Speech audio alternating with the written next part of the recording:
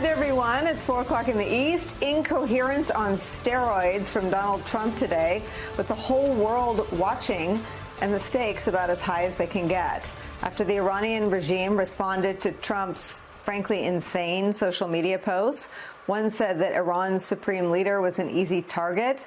Another called for, quote, unconditional surrender, all caps. Iran responded with a resounding no. Here's what Trump said this morning about striking Iran. You don't know that I'm going to even do it. You don't know. I may do it. I may not do it. I mean, nobody knows what I'm going to do. Have the Iranians reached out to you? Yes. And what did you say? I said it's very late. You know? I said it's very late to be talking. Have you given the Iranians an ultimatum? You could say so. They know what's happening. Maybe you could call it the ultimate ultimatum, right? I may do it. I may not do it. He also says he offered Iran the, quote, ultimate ultimatum, whatever that means. Moments ago, Trump said he had, quote, ideas as to what to do. Kind of reminds us of the concepts of a plan he once talked about. In short, the United States' position on the growing conflict between Israel and Iran remains as murky and incomprehensible as ever. It's not even clear if Trump has formulated a position in his mind and isn't telling us, or if we're at some early stage of that process. And in that vacuum, Donald Trump's political coalition is literally shredding itself apart before our eyes. Allies of Donald Trump are going online and on television and on podcasts and other places to lobby him. A deeply serious national security conversation is not taking place in the normal venues, like the sit room or across diplomatic channels, but instead on Fox News in primetime and on right-wing cable channels and podcasts and on X. In one corner, a good chunk of the on-air personalities at Fox News. Watch. The third best option involves the United States of America, our military, which is equipped with these 30,000-pound bunker buster bombs capable of penetrating that mountain. He's going to do what every president before him since Carter didn't have the guts to do. He's going to put an end to this damn thing. Let me be clear. This is good versus evil. You're either a patriotic American who's going to get behind the President of the United States, the Commander-in-Chief, or you're not. Do you think the president has decided already to strike Iran? I hope so. I hope he does. I think it will secure his place in history as a peacemaker, because after the nuclear program is dismantled, and he has said for 10 years they may not have a nuke. So that's one side of his coalition. We'll call them the more Fox establishment-y types. But in the other corner are some of Trump's most intense and prominent MAGA personalities from the more populist wing of his coalition, folks like Steve Bannon, Tucker Carlson, and Marjorie Taylor Greene. Watch this. I'm a big supporter of Israel. Yes. And I'm telling people, hey, if we get sucked into this war, which inexorably looks like it's going to happen on the combat side, it's going to not just blow up the coalition, it's also going to thwart what we're doing with the most important thing, which is the deportation of the illegal alien invaders that are here. If we don't do that, we don't have a country. Going to war with Iran, and part of me was like, oh, we're not really going to do that. After we have this election, whose core point was, hey, can we just pay attention to this amazing nation that we have that's suffering, and people are taking loans out to buy groceries, and we need attention and money. The American people have been brainwashed into believing that America has to engage in these foreign wars in order for us to survive. And it's absolutely not true. As we have said on multiple occasions and multiple other flashpoints in the Trump era, watching Trump's closest allies and supporters take to the air and fight with one another is akin to watching tarantulas fighting in a glass bowl. But it is important, and as we said, the stakes couldn't be any higher. And it is a significant political detriment to Trump and his coalition to have them fracture like this. There's never been more daylight between the two most powerful factions of his political movement than there is right now, this hour. It's a tension that has its roots in Trump's original purpose for running for president. Trump branded himself in the 2024 election, and before that as a peacemaker. Watch. I want to see the Middle East get back to peace, and real peace, but a peace that's going to be a lasting peace. We will measure our success not only by the battles we win, but also by the wars that we end, and perhaps most importantly, the wars we never get into. My proudest legacy will be that of a peacemaker and unifier. That's what I want to be, a peacemaker and a unifier. Donald Trump's incoherence on striking Iran and the crack-up of his MAGA coalition is where we start today with some of our most favorite reporters and friends. MSNBC senior political analyst, my friend and colleague Alex Wagner is here. Also joining us, former CIA director, MSNBC national security analyst John Brennan's back. Also joining us, New York Times investigative reporter Mark Mazzetti's here. Mark, you have a byline on today's reporting, but more importantly, perhaps, you have deep knowledge of all the players. Just set the stage for us as to what is happening right now between these two powerful countries, seemingly hell-bent on doing as much damage as they can while the MAGA movement figures itself out. Well, on the U.S., Israel, Iran side, I mean, as you know, the timeline on this story goes back really several decades, right? Benjamin Netanyahu, who has been with us for about that long, has pushed American presidents since the George W. Bush administration to join Israel in striking Iran for a nuclear program that he has always said is weeks away from getting a bomb. The U.S. presidents Obama, Bush, Biden, Trump 1 basically rebuffed this, basically thinking that Netanyahu was not going to do it alone because he knew the consequences if the U.S. didn't join the strike. And that sort of existed up until recent months, when a number of things happened last fall where Netanyahu saw the calculation change. And he saw that, for one, Iran couldn't retaliate like it once could with Hezbollah missiles, with the Syrian regime, with its own missiles. And so Netanyahu saw a path to possibly start a war and have the U.S. come in to finish it. And so late last month, American intelligence agencies picked this up, this intelligence that basically said that said Netanyahu is going to go to war, and with or without the U.S. And that then posed this dilemma for Trump, who, as you said, had campaigned for a while on ending these wars and was in the middle of this extensive negotiation with Iran to try to get them to give up their nuclear weapons. And so here we are, where Netanyahu in some ways put the president in a bind by starting this war, and now Trump faces this question about whether to continue, and it goes back to this issue of what capabilities does the United States have that Israel doesn't. It's the bunker buster bombs, it's other things. And so to the question of his coalition, I mean, I won't profess to have deep knowledge about what might break the MAGA coalition, but I do think that there is this question that they're all wrestling right now is, what does this U.S. response look like? Is it possibly a couple quick strikes, or, which is always the case in war, right, are there counterstrikes? Does this go on for a long time? And that's what could drag the United States in and cause potentially real political damage for the president. I mean, let me ask this bluntly. Did Netanyahu basically punk Trump? I mean, did he start something knowing very well that all of his, I mean, Hannity and I think that second figure is named Mark Levin, they've been allies of Netanyahu's for as long as he's been on the scene. I mean, did he basically understand that key figures in Trump's coalition would lobby for what Israel wants and needs?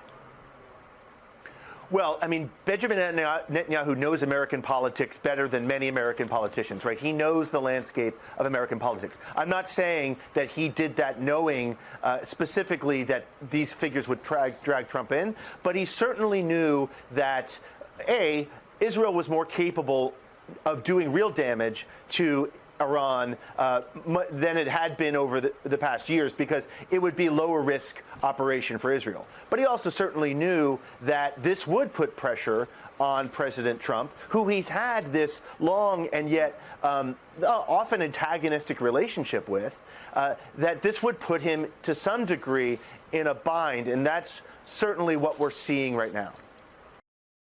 With a warning from Barack Obama as we're coming on the air, the former president, who's actually known for his efforts to often avoid commenting constantly and having a daily battle with Donald Trump, is now speaking about what he refers to as the current government's autocratic tactics, the need to defend democracy, and the costs and risks that some elite Democrats may have to be willing to bear. So this is pretty interesting, newsy. These are photos here, brand new from an appearance he just made.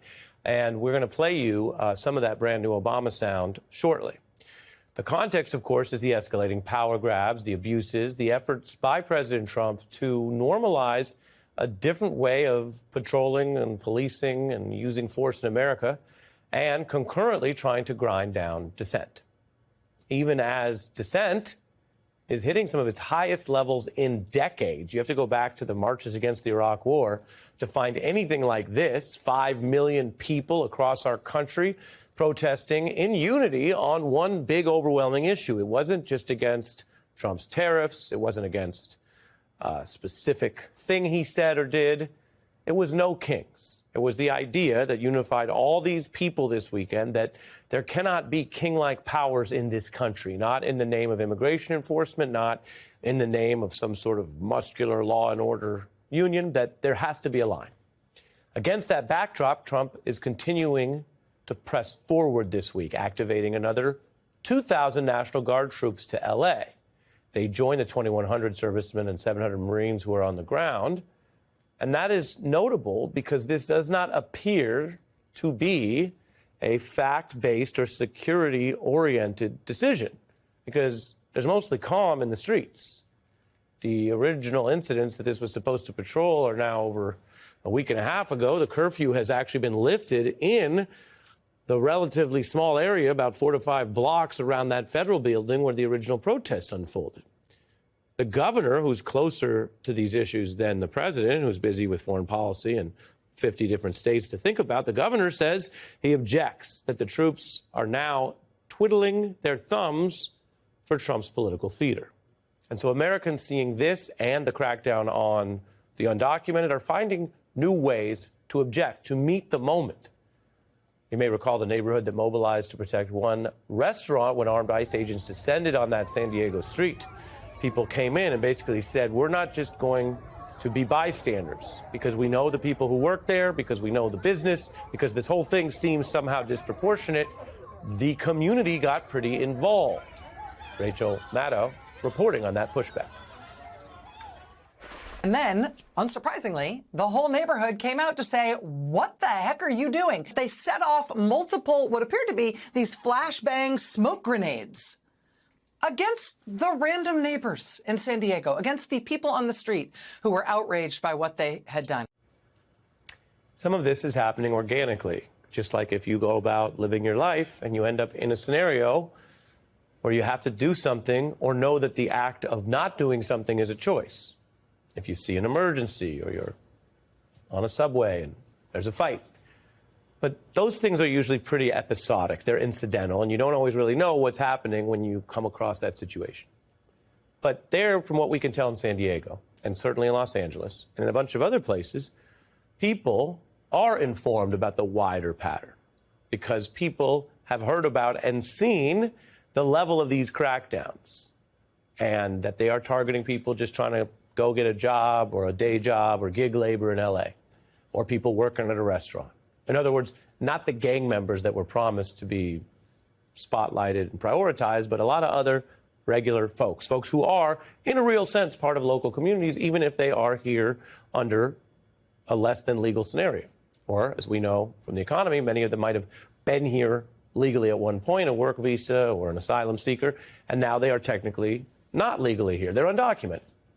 But a lot of folks are stepping up and saying, how do we deal with this knowing that history? And we're seeing civil disobedience as one of these measures. In Phoenix, protesters trying to protect those who followed to show up for immigration court proceedings, where, again, we're not talking about the brazenly lawless. We're talking about folks who are trying to follow the patchwork immigration policies of this country. In New York, Americans have used their bodies to try to stop immigration vehicles and staffers with them who go round folks up in New York. In Chicago, there was a woman sitting down alone in front of a van, basically putting her own body on the line to try to slow down, stop, or draw attention to what she sees as unjust government action. You can see that effort there. And to be clear, as a legal matter, when you step up and deliberately interfere with law enforcement, that's illegal. And that's true whether or not you agree with the overarching policy of an ICE crackdown. There is not a legal support for blatantly interfering with what police or federal agents are doing under the color of law. And yet there is a longer history of peacefully using that tool, knowing that it might be illegal in the moment, to make a broader point about what our laws should reflect rather than what they may reflect in the moment. And that brings us to what I mentioned, a relatively rare set of remarks from President Obama, who tries to avoid weighing in every day because he knows that then you end up in an Obama-Trump debate every day. He's alluded to as much. And yet he is speaking here not only about the autocratic tactics, which he warned about from Donald Trump, but also what it means for stepping up. And he's calling out some of the kind of soft, rich Democratic elites who haven't always met this moment with courage, and who might have sounded louder when the stakes were lower. So I want you to listen to Obama here. He talks about Trump's autocratic crackdowns and how they have endangered even elite institutions or top law firms where people who are there, who might be very rich or millionaires, kind of thought they were untouchable in a very day-to-day sense. And now they have to consider pushback and economic sanctions. Even if they're not dealing with the risk of someone throwing their body in front of an ICE raid, they still have to deal with it. And you can hear within Obama's very careful and respectful tone, which he's known for, his judgment about why it is time to step up. You could be as progressive and socially conscious as you wanted, and you did not have to pay a price. You could still make a lot of money, have a house in the Hamptons, and still think of yourself as a progressive. And now things are a little different. We now have a situation in which all of us are going to be tested in some way. And we are going to have to then decide what our commitments are. You might lose some of your donors if you're a university. And if you're a law firm, your billings might drop a little bit, which means you cannot remodel that kitchen in your house in the Hamptons this summer.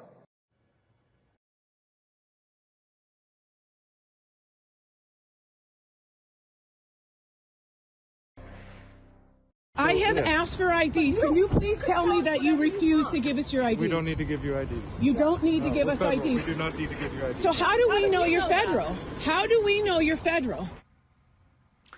That was the scene in Great Barrington, Massachusetts late last month, as masked men with guns grabbed a gardener from his worksite and drove away with him in an unmarked car with blacked out windows. Immigration and Customs Enforcement, also known as ICE, has since confirmed those masked men were federal immigration agents. But at the time, there was no way to know that other than trusting their word. One of the witnesses who filmed that video later told the Washington Post, quote, "It could have been like a band of the Proud Boys or something." This is video from the LA Times last Monday, showing what witnesses say was an ICE raid in Compton in which officers arrested 5 to 7 people. I have to say, witnesses say it was an ICE raid because even more than a week later than when that happened, no federal agency has confirmed that the people in that video were theirs. And this is not isolated. I mean, all across the country, immigrants are being arrested by federal immigration agents who provide little to no identification and who are frequently masked. Unfortunately, we don't even have to speculate about the dangers of that practice. We know them. In late January, a man in North Carolina was arrested for allegedly pretending to be an ICE officer to sexually assault a woman. In April, a woman in Florida was arrested for allegedly posing as ICE to kidnap her ex-boyfriend's wife. And just last week in Philadelphia, there was this. This man was posing as a federal immigration officer when he walked into this car repair business right next door to the Philadelphia Police 15th District and Northeast detectives and robbed it Sunday afternoon. The man wearing a badge, blue latex gloves, a tactical vest saying security law enforcement agent with a black baseball hat and sunglasses on. This second surveillance photo shows him when he zip-tied the cashier, who told me she's from the Dominican Republic, a legal resident since 2007, and says every time she turned around to try to get a good look at the man's face, he strongly twisted her around, bruising her arm, telling her he was with Immigration and Customs Enforcement, better known as ICE. Considering how wrong arrests by officers who do not identify themselves can go, I want you to take a look at this video from Pasadena, California, northeast of Los Angeles, from just this morning. You can see men waiting at a bus stop outside of a donut shop. Multiple unmarked cars pull up beside the bus stop. You see the cars right there.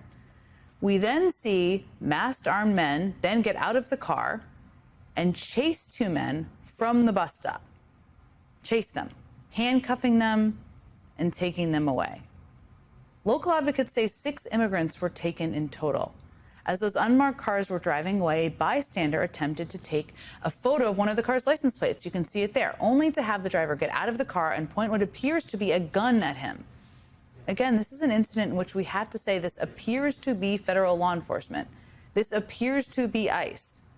But local officials don't know for certain, and ICE isn't commenting. Now, we believe that this incident was almost definitely ICE, but we can't say that for certain, and that is a problem, a huge problem. Pasadena residents are understandably furious about those men being snatched off the street, especially this way today, and the city isn't taking this sitting down. Tonight, local immigrant rights groups and Pasadena residents are back at the bus stop where this happened to voice their outrage. Hey!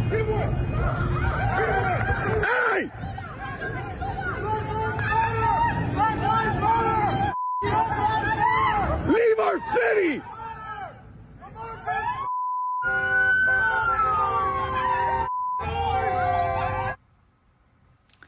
That was just a sampling of the reaction from locals in Pasadena, California this morning after what we believe were armed and masked ICE agents arresting multiple people at a bus stop, just grabbing them off the street with no stated reason.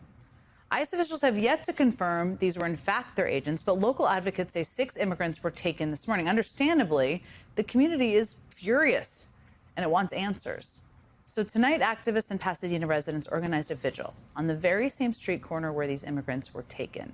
NBC's David Noriega takes us there. He's there live now. David, this was put together very quickly, this vigil. You're standing there with a lot of people who are from the community. Tell us about the crowd, what they're saying, what their reactions are to the events of this morning. Yeah, here, I'll show you a little bit as well, because the crowd that you see behind me, as you say, was put together very quickly in just a matter of hours. This is the exact corner where those arrests took place. Behind me, that's the donut shop that you mentioned people kind of came out of. And there's a parking lot behind me over there that is jam-packed full of people. There are several hundred people that came out for this, organized in just a matter of hours. And that shows you kind of the extent, not only of the organizing that was already in a place like Pasadena to respond to an event like this, but also kind of the authentic reaction that you get from a community like this to incidents like this. Because it's not only, Jen, it's not only everything that you mentioned about how, agents are doing this with their faces covered in unmarked cars without answering questions. It's also the fact that in many instances, the people who are getting picked up are effectively disappearing, in some cases for 3 days, 4 days, or even longer. Their loved ones, their lawyers can't find them, can't get in touch with them. That is a big part of what's provoking this reaction in people. And one of the things that I've been sort of talking to people about is that the response that we've seen from LA in the last couple of weeks is in many ways an authentic and spontaneous reaction from a community that was not necessarily organizing in response to this, but it did build on a core of existing years-long organizing by community groups like a day labor worker center that's about 2 blocks away from here that helped organize this rally and has been putting together what they call rapid response networks, know your rights trainings, preparing specifically for moments like this one. So these kinds of expressions are, natural popular expressions building on top of that kind of organizing. And what the folks who put this together are trying to do is it's in very simple terms just to show of force. And it's clearly working, right? They have these signs. Everybody who drives by is honking their support. And the fact that this is exactly where the raids happened this morning is intended to show if you do this kind of thing here, this is what will result. And that is, in fact, what has resulted from those federal agents' actions this morning, Jen. People will show up, and they'll show up in force. I want to ask you, you referenced this, and I referenced it, just the number of ICE agents or people saying they're ICE agents showing up masked, not presenting identification, refusing to identify themselves. How much of a concern is that? I imagine it's a big one from the folks you've been talking to in Pasadena. It's a huge concern, not just in Pasadena, all over LA. It's deeply troubling. Look, the families that I've spoken to who have had loved ones picked up in these raids describe it as absolutely terrifying, shocking in a way that they were absolutely not prepared for. The organizers who are responding to it say that it's completely unacceptable. And by the way, it's not just immigrant rights groups. It's not just, the sorts of people you would expect. It's also, there's a group of faith leaders here, for example, not just from Hispanic, Mexican, Latino churches, faith leaders from a number of different communities, churches. I talked to a number of them right when this rally started. I want to play you a little bit of what one pastor from a church here in Pasadena had to say when I asked him, what is the purpose of you showing up here like this today? What are you accomplishing by being here? Take a listen to what he said. I would invert the question. If we didn't come out, what it would say would be that we would accept the abuse of our rights in silence. Like people's rights are being abused, people's rights are being violated. There are masked people in unmarked cars that are coming into communities and abducting people, and we don't know where they're going. Their due process is being violated. And so if we didn't come out, it would be saying that we accept this, that we are in agreement with this, and we are absolutely not. Because these abductions of our neighbors and of our community members are also trial runs for what this administration will attempt to do to citizens and other people who are their political opponents. So if we don't stand up to stop it now, the question is, where will it end? When will it stop? So we all have to rise up. Even if you don't feel like you care about this, do you care about yourself? Because I'm telling you, this is a trial run for what they will attempt to do to other people. So I'm out here because I care about my fellow humans. My faith commands it. And I'm out here because I'm here to say that we will not stand for the abuse of our rights and for the abuse of our community and our neighbors. It has to stop somewhere. So that's why I'm out here, because we can't not be out here right now. That's a sentiment I've heard from a number of people, Jen, including, we've talked about this, the U.S. citizen children of immigrants who say that it's not just their undocumented parents who are in danger, but they and other U.S. citizens who look a certain way or live in a certain community they feel like they are targets too. And again, the goal here is very simple. It's to show a cause and effect. When these kinds of enforcement actions happen in this way in communities like this one, this is what will happen.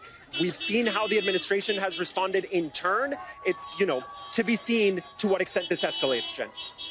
I love what he said about inverting the question. It's such a good way of thinking about this moment. David Noriega, thank you for your tireless reporting from LA and from peaceful protests and telling us what's happening on the ground. I really appreciate you being with us tonight. Thank you.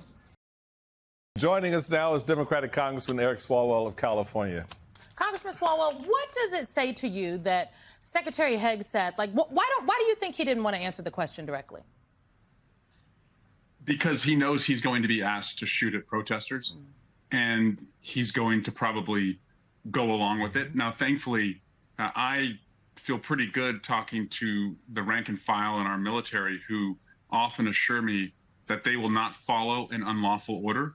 And I always tell folks that the check on fascism or an aspiring dictator like Donald Trump is Congress, the free press, independent courts, and the town squares. Congress is gone.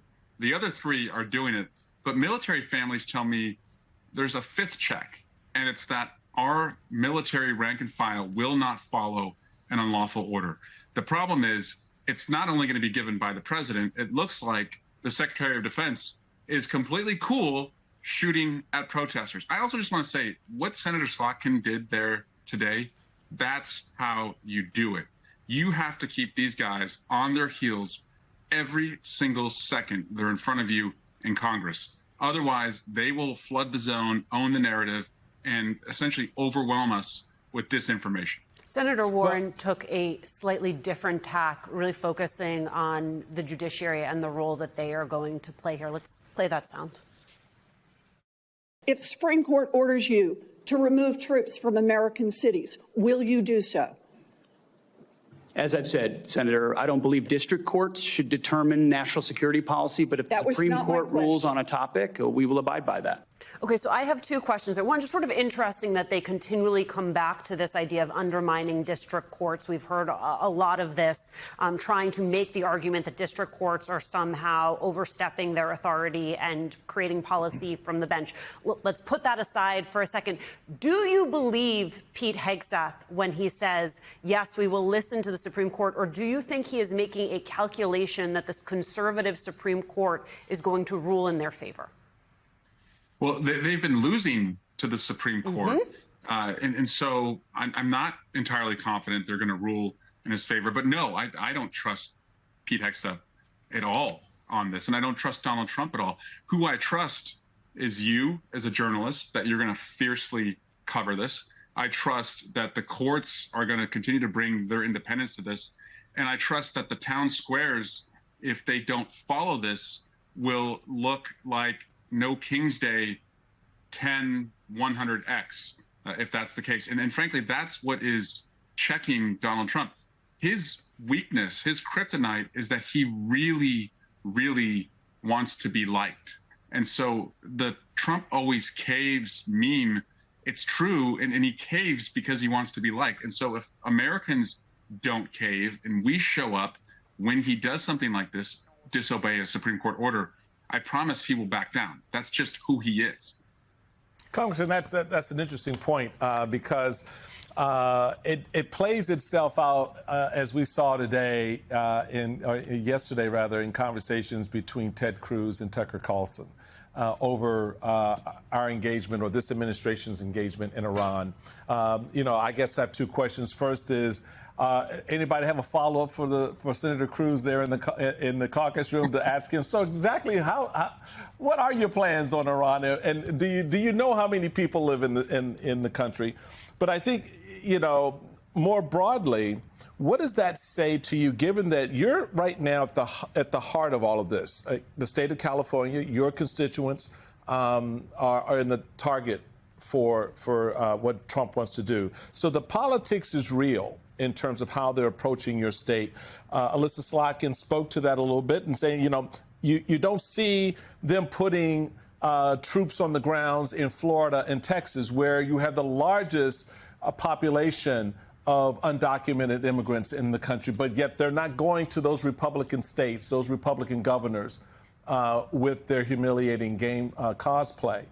How does this play out politically as a tool to create bigger fractures, as we saw today with Tucker and Ted Cruz, but also as we saw play out between Alyssa Slotkin and the secretary?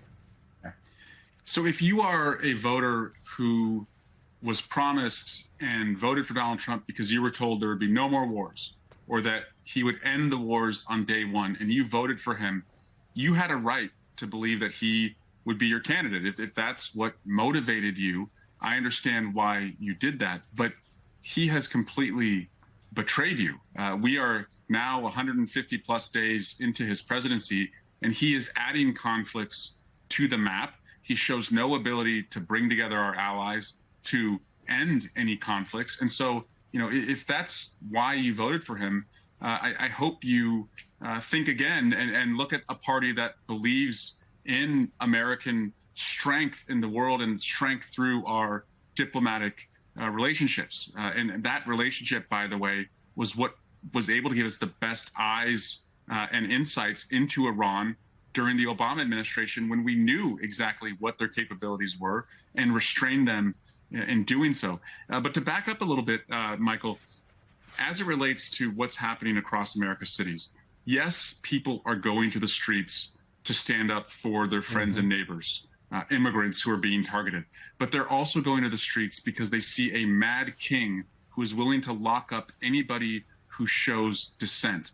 he has locked up now a judge in Wisconsin, a colleague of mine from New Jersey, a senior senator from California, and a 4-year-old boy who he deported, who was an American citizen battling cancer. So the American people see that somewhere between the 4-year-old American citizen battling cancer and the senior senator from California is the rest of us. So if he can do it to either of them, he can do it to you. And that's why our strength is our numbers and linking arms in the town square and saying, hell no. I think you make a very good point, Congressman.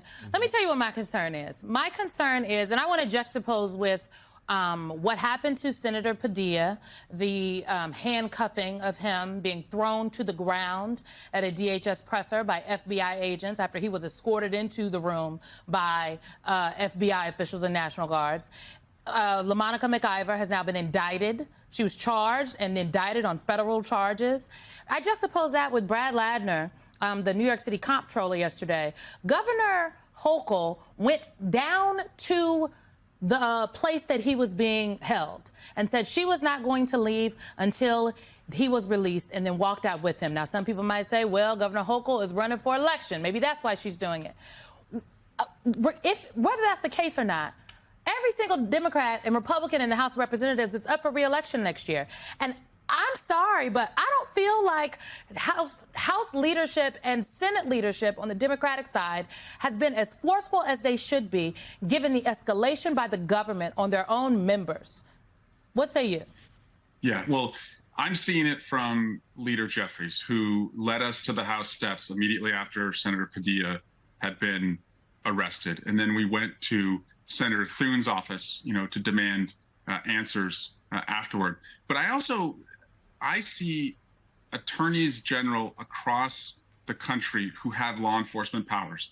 And the way I see it is, if I was a prosecutor, the top prosecutor in my state, and these rogue agents arrested somebody like Alex Padilla, who was just exercising his First Amendment right in his own office building, and had him arrested, if I had a criminal statute that met the facts, I would use it. And that's the same thing in New York.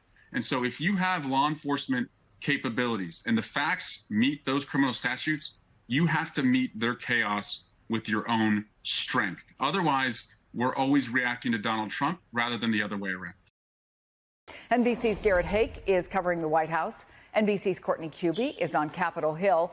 Mark Mazzetti is an investigative reporter for the New York Times focused on national security. And with me here in studio, retired Army Colonel Jack Jacobs, recipient of the Medal of Honor and an MSNBC military analyst.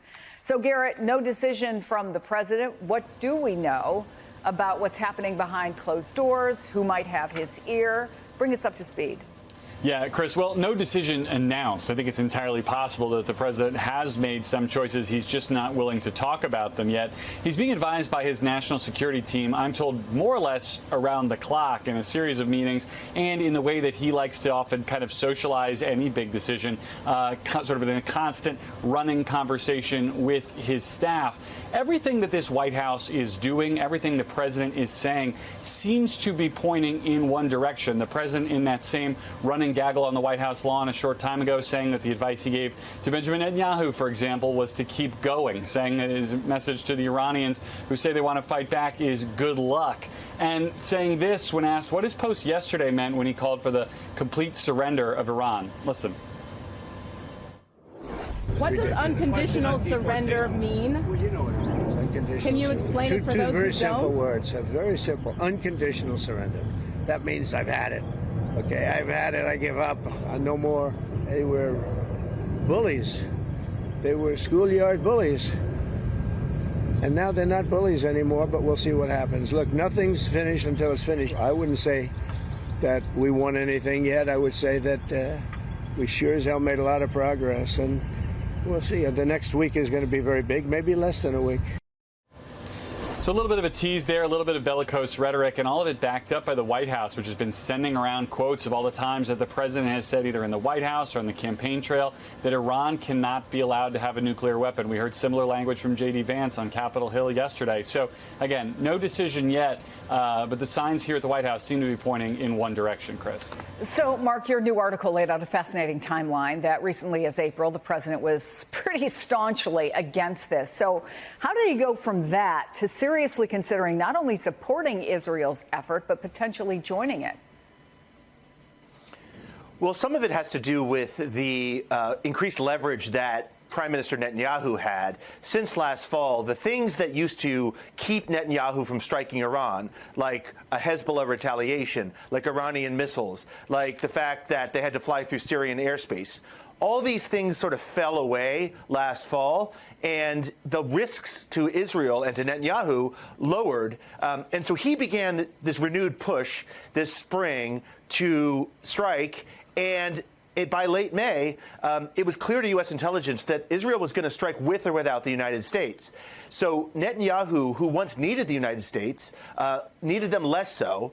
And so then Trump was put in this position of, well, would he join once Israel attacked? Now, of course, we know that Israel can only do so much. And what awaits now is this decision about whether the United States will join with these bunker buster bombs that Israel does not have to get deeply fortified locations. So in a way, it became Netanyahu doing something where it became a fait accompli, and then it's now in Trump's court. Yeah, and Colonel, as he said, we may learn something in the next week. Who knows when, maybe sooner, if the U.S. commits to helping Israel take out Iran's nuclear facilities, even just the one at Fordo, which is the one that's deeply embedded in a mountain. What are the chances we could limit it at that? Well, it might be even more limited than what you're suggesting. It's not guaranteed that even one or more than one bunker buster bombs will be able to destroy that site. Well, is it the general belief that it would probably take multiples of? It definitely would take multiples of those bombs. And even then, you may only restrict access to it, and eventually it might be able to be recovered by the Iranians. So it might slow them down, but it won't necessarily take them out of the business of developing nuclear weapons. And most of their a lot of their fissile material has already been moved to other locations, which we may or may not know about. So it's not going to be a knockout punch that people expect. However, you're going to expect counterattacks by Iran on our forces in the Middle East. Like we said, there are 40 to 50,000 Americans in the region, some of them in fixed bases. We have ships in the region, plus commercial shipping. You can expect that the Straits of Hormuz will be mined by the Iranians or their proxies. There'll be attacks from Yemen by the Houthis on commercial and military shipping. So it's going to be difficult to limit it. And we also have to keep in mind the fact that the Israelis, while they're not actually running low on their Iron Dome ammunition, they certainly have lots less of it now than they did at the beginning of the war. So there are lots of imponderables here. The likelihood of this being over in a short time, very, very low, Chris. So what did we hear, Courtney, from the Defense Secretary, Pete Hegseth? Did he have any more insight into the options that the U.S., that the president is weighing right now? No, not really. I mean, keep in mind, this was the first time that he's appeared before the Senate Armed Services Committee since his confirmation hearing back in January. So the questions were really all over the map. I mean, dealing with everything that has happened in a very busy past several months since Pete Hegseth has been Secretary of Defense. But he was asked about Iran. He was asked about conversations that he had with the president about possible options. He declined to give any details, though. Here's what he had to say. Most of what I can or should say would be reserved for a classified setting. I would say the president, obviously, any decisions on this matter are at the presidential level. My job, our job, Chairman and I, at all times, is to make sure the president has options and is informed of what those options might be and what the ramifications of those options might be. I appreciate that. You mentioned the troops in the region with I maximum expect... force protection at all times is being maintained. And that's really the biggest issue when it comes to what could happen here. If the United States were to be involved in a military strike or strikes against Iran, the biggest concern that officials that we've spoken to have is what the military calls their second and third order effects. So would U.S. bases, U.S. personnel in the region, as you mentioned, there's thousands of them forward deployed in the region. There's ships off the coast. There's more moving in towards the region, literally as we speak. Would they be a potential target? That's the biggest concern. Officials telling us that they are at the highest state of readiness for the potential for some sort of attack. But Chris, the reality is they've been at a heightened state of readiness ever since October 7th. It's only been heightened since Israel began this air campaign, this strike campaign in Iran late last week. But defense officials are very concerned about the possibility that, again, if the United States were to be involved in a kinetic part of this conflict, so not just support, that there would be ramifications for U.S. personnel in the region. Thank you so much, Courtney Kube, on the Hill for us. So, Mark, we know there is this split between some hardliners who are pushing for a stronger response to Iran, others who want to stay out of the war. Tucker Carlson, who's very much in that latter group, did an interview with Senator Ted Cruz, who has advocated for regime change. And it started with Tucker Carlson asking Cruz if he knew how many people lived in Iran, and then it grew more heated from there. I don't sit around memorizing population tables. Well, it's kind of relevant because you're calling for the overthrow of the government. Why is it relevant whether it's 90 million or 80 million or 100 million? Why is that relevant? Because if you don't know anything about the country... I didn't say I don't know anything about Okay, what's the ethnic mix of Iran? They are Persians and predominantly Shia. Okay, it's not even... You don't know anything about Iran. So okay, I am not the Tucker Carlson expert on Iran. You're a senator who's calling for the overthrow of the government. You're the one who don't know anything about the country. No, you don't know anything about the country. So, so many questions, Mark, out of that. But maybe the most pointed one is, do we have any sense of who Trump is listening to now? Is political pressure weighing on him at all? Is this purely a national security debate right now? What do we know about the considerations, if anything? You know, I mean, that's a great question. And especially in this second term with President Trump, it's really much more of a mystery of what ultimately is guiding these kind of decisions. I think the first term, given his circle of advisors, it was a lot more stable in sort of knowing who was advising and where he was getting the inputs from. This time around, it's a lot more difficult. I mean, obviously, we know the past positions of people like J.D. Vance. We obviously know where Tucker Carlson stands. He's not an official advisor, but obviously someone who President Trump has listened to in the past. It shows that the clip you showed, it just clearly shows a lot of the schisms within the president's own party. And so my guess is that these kinds of debates and different fights for the president's mind are going to last right up until he makes the decision, if he hasn't already. So, Jack, when Iran threatens all-out war, what does that even look like? What's the risk to the U.S.? Is it confined mostly to those 40 or 50,000 troops, as you say, who are in the direct path? Yeah, probably not is the answer to the latter question. Saying all-out war is a bit like the vague assertion that what we want is unconditional surrender. Surrender to whom? What's the war really look like? And the likelihood is that if there are attacks on American personnel and American assets in the region, that we will retaliate directly onto specific targets that will have already been selected. And they have been selected by the National Command Authority, who will then issue instructions for those specific targets inside Iran to be. I mean, that's a given, struck. right? You cannot sit if there's been a direct attack on American troops. Although we have done that in the past, we've turned the other cheek in the past. In this administration? No, not in this administration. And the likelihood of that's happening again, that's also very, very low. Iran is in a very difficult position from a wide variety of standpoints, not the least significant of which is that they've got a large, and some would say a restive population who themselves are willing to see some change, are not particularly interested in seeing a continuation of the theocracy. But one of the things that happens when you attack a nation, even if they don't get along internally, is that you have a tendency to weld them together. Unfortunately for Iran, they don't have the military capability to stand up to the United States or its allies, which is why I suggested that Any involvement of the United States in this conflict is liable to elicit a conflict that may take a little bit longer than people now think to resolve itself.